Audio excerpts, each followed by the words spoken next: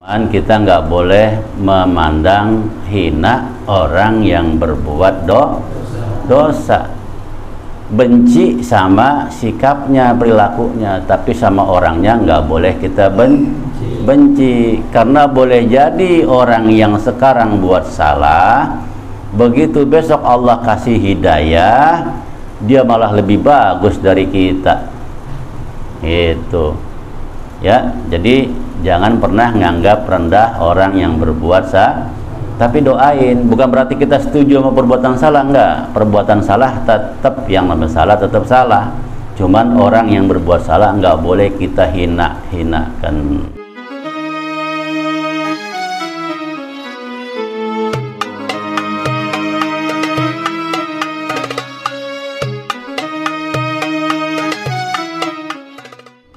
Ya, nggak boleh kita rendahkan. Maka Allah Subhanahu wa taala berfirman di dalam Al-Qur'an yang bunyinya tulijul laila fin nahari wa tulijun nahara fil lail. Ya, wa tukhrijul hayya minal mayyiti wa tukhrijul mayyita minal hayyi. Wa yuhyil arda ba'da dzalika tulijul laila fin nahar wa tulijun nahara fil lail wa tukhrijul hayya minal mayyit wa tukhrijul mayyita minal hayy wa tarzuqu man tasha'u bighairi hisab. Nah, di dalam keterangan tafsir ulama batiniyah, makna tulijul laila fin nahar wa tulijun nahara fil lail. Jadi Allah menjadikan siang dan malam. Jadi di saat malam ini siang diliputi oleh malam, jadi gelap, masuk ke dalam malam. Ya, tadi kan siang nih, toto ditutup sama gelap, jadi gelap nggak? Nah, ntar nih malam ditelan sama siang, jadi terang. Besok matahari terbit, nah itu ditelan. Tulijul laila fin nahar wa tulijun nahara fil lail. Jadi Allah yang menghendaki, yang menentukan perputaran itu, yang menjadikan siang dan menjadikan malam. Maknanya kalau di dalam kehidupan itu, di dalam telur itu ada kehidupan nggak? Di dalam telur, nah, di dalam telur ada kehidupan, tapi kulitnya di luarnya mati. Kan belum pernah kita ngeliat telur lompat-lompatan gitu, kecuali telur yang dibawa Masjid Soleh itu. Ya, jadi belum pernah kita ngeliat telur hidup jalan sendiri gitu.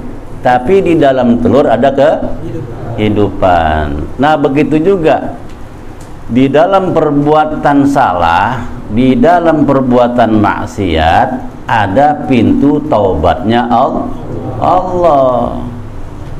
Sebesar apapun orang berbuat dosa, Allah kasih kesempatan untuk bertobat, maka teranglah hidupnya.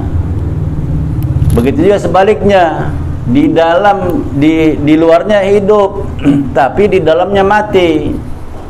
Tadi kan telur nih, telur di dalamnya hidup, ya, di luarnya mati, jadi nggak ada telur yang bisa lompat-lompat. Tapi begitu setelah telur pecah, dia beranak, dia netas, hidup nggak tuh telur? Tapi yang nama kulitnya hidup apa enggak? Nah, itu sama dengan manusia. Maksudnya apa? Belum saatnya mati ini manusia, tapi sudah mati.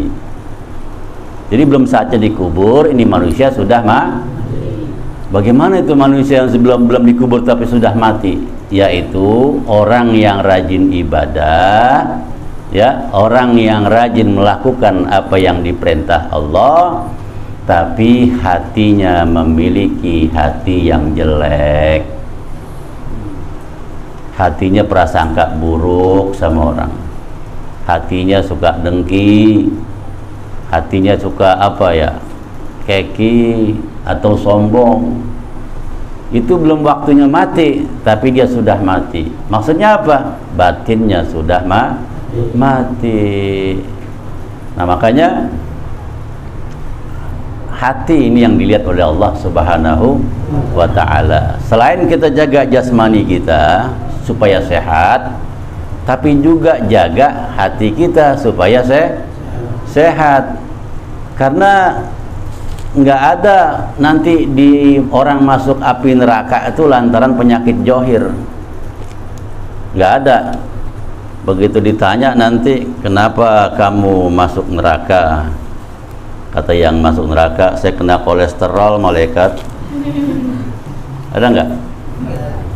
Kagak ada. Begitu lagi tanya, ngapa kamu dicemplungin api neraka? Ya, darah tinggi saya, jadi saya masuk neraka. Kamu kenapa masuk neraka? Ya, sering asam urat. Ada nggak masuk neraka lantaran penyakit badan? Tapi yang menyebabkan orang masuk neraka itu penyakit hati. Nah, makanya jaga hatinya, jangan dirusak. Karena segenggam darah ini apabila rusak semua amal ibadah. Tapi segenggam darah ini baik, maka jadi baik semua. Nah, kemarin udah berperilaku baik belum sama orang tua? Udah belum? Udah minta maaf belum? Soalnya kalau belum minta maaf, biar ngaji rajin kemana aja, sama orang tua berani, sama orang tua suka ngebantah, itu ngajinya percuma. Kalau gitu gua ngaji, ya jangan tambah-tambah double-doublean. Maksudnya ngaji, setelah pulang ngaji ilmu itu dipakai, diamalkan. Karena orang kalau misal durhaka sama orang tua, hidupnya panjang umur tapi susah. Mau nggak panjang umur tapi susah? Nah, maka siapa mau panjang umur durhaka sama orang tua, teman belangsak, dia hidupnya itu kayak di api neraka, di mana-mana susah. Maka jangan suka ngelawan sama orang. Nah, kita alhamdulillah nih di wilayah kita udah nggak ada rumahnya yang nyimpen alkohol, apa jual alkohol atau jadi bandar togel, kan nggak ada. Di rumah kita masing-masing ini, di wilayah kita RT 7 ini nggak ada rumah yang dibuat maksiat. Ada nggak? Nggak ada. Dulu banyak mungkin ya bandar togel apa gitu. Sekarang udah nggak ada. Semuanya bagus semua. Nggak ada yang ngumpulin orang di dalam rumahnya buat pada minum minuman keras, kan nggak ada. Nggak ada kan di wilayah kita. Tapi setiap rumah yang namanya anak durhaka pasti ada.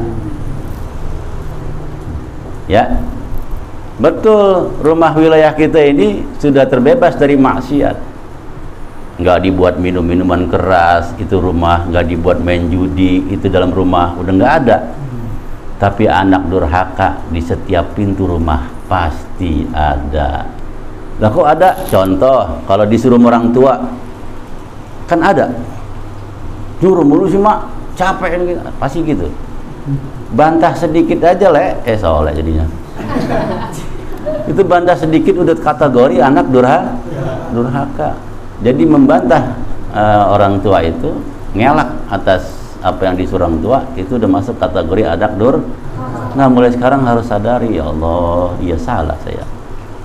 Atau mending jawab, bentar mah, atau bentar bu, bentar.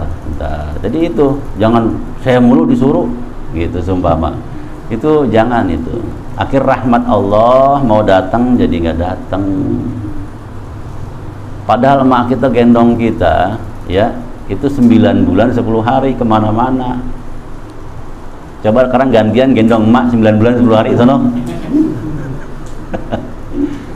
Mak kita tuh gendong kita 9 bulan 10 hari ke kamar mandi, ngikut nih bocah, kali bisa ditaruh dulu di perut bentar nggak bisa. Coba kesian, ke pasar juga ngikut nih bocah, kemana-mana lah ngikut. Nah, itu yang harus kita pikirkan. Ya Allah, iya ya, kesian orang tua saya. Nah, mulai sekarang supaya hidup kita berkah, jangan membantah. Ya, jangan pernah membantah. Ingat dah pesan saya, kalau hidupnya mau lancar. Nah, sekarang jawabannya pertanyaan yang saya lemparkan nanti ini, mau lancar atau enggak? Pasti pengen lancar kan? Nah, cuman perilakunya ada di masing-masing. Yang mulai sekarang dirubah gitu ya, dirubah perilakunya. Mulai sekarang jangan pernah lagi membantah. Mendingan ngomong, sebentar ya mah, saya istirahat dulu sebentar bu, sebentar. Gak usah pakai ngomel ya. Jangan sampai tuh orang tua kita ngeluarkan air mata, naudzubillah min dzalik. Sekarang masih ada orang tuanya yang udah nggak punya, coba ada sedih. Yang sudah nggak ada tuh sedih bener. Itu terasa kalau misalnya orang lagi Idul Fitri, orang sungkem-sungkeman memak bapaknya, dia lebih bayang. Coba. Nah, makanya yang masih ada ya sayang, disayangin. Karena nanti suatu saat pasti pulang. Saudara masing-masing. Kalau masih ada orang tua, kita masih bisa ngomong, "Mak," kata mak, "ya lu lagi, baik ini mah. Norma-normanya gelang gue hilang ntar kalau dinongol nih." Ya istilahnya masih bisa ngomong, masih bisa keluh kesah sama ibu gitu. Nah, makanya sekarang masih ada orang tuanya, jaga baik. Ingat kalau mau berkah hidupnya ya bakti, jangan bikin gores. Ya, jangan sampai nih ngaji di sini tapi sama orang tua masih membantah. Akhirnya ujung-ujungnya ilmunya tidak manfaat. Naudzubillah min dzalik.